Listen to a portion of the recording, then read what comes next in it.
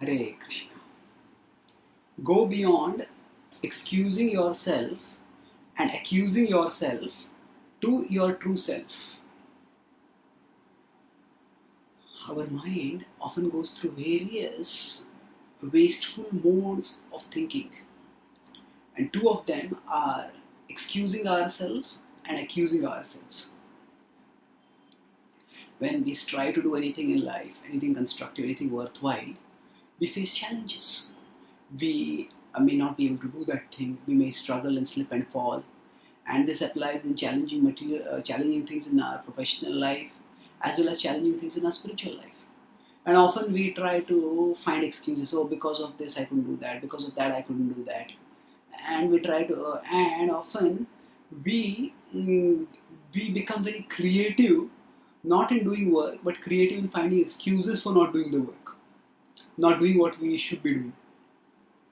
So we get consumed by the effort to excuse ourselves, and sometimes the mind may go to the other extreme. So, for example, that means we try to say that the blame is out there, and otherwise we go to the other extreme and we start blaming ourselves, start accusing ourselves.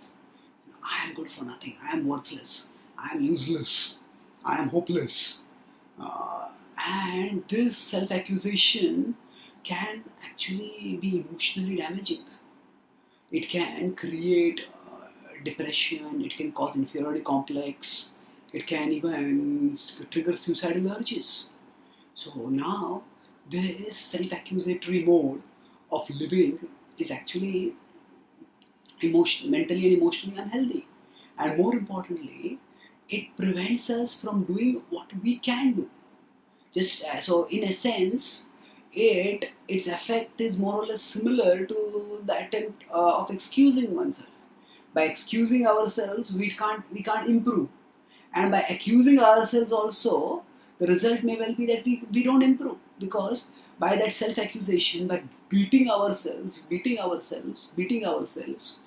we end up disheartened, and we lose our energy and enthusiasm to do things.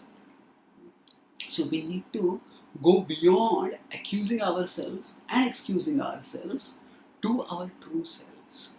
The Bhagavad Gita helps us understand that we are at our core souls. The soul is transcendental. Ihaivatayirjitah sargo yesham samye sthitam manah nirdosham hi samam brahma tasmad brahmanite sthitah. So Krishna says in 5.17 in the Bhagavad Gita that Ihaivatayir jitah sargo. Those people have actually conquered our material existence. Jitah sargo yesham samye sitam manaha.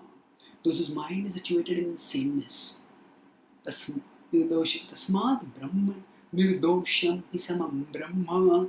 They are flawless like Brahma. Tasmad Brahmanite stitaha. And thus we can understand that they are situated in Brahma.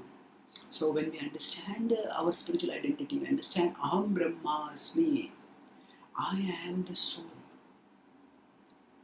When we understand that I am the soul, at that time we start focusing on recognizing, we start focusing on our spiritual identity. And further, if we realize that all this whole mode of accusing and excusing, this is all a part of my conditioning, my psychophysical makeup, my psychophysical shell actually, but my essential spiritual core is inviolable.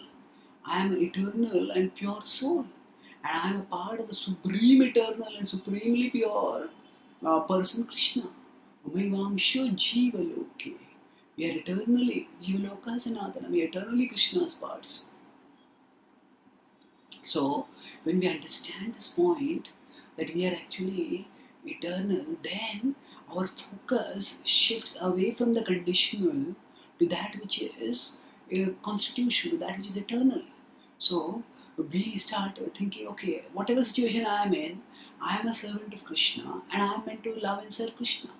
So rather than being so self-obsessed in trying to prove that I'm not wrong, or to blame myself for being wrong, just let me focus on how can I serve Krishna. And if you focus on that, then we, with whatever capacity we have, even if it is limited, if we try to remember Krishna, if we try to serve Krishna, then we will start gaining higher spiritual satisfaction by that. And that will give us further realization and conviction of our true self. That we are beyond our conditionings. We are pure and transcendental. And as we keep practicing bhakti, we will realize and relish this truth more and more. So by refusing to be trapped by the mind's modes, mind's traps of excusing ourselves and accusing ourselves, we can move forward towards realizing and relishing our true self. Thank you. Hare Krishna.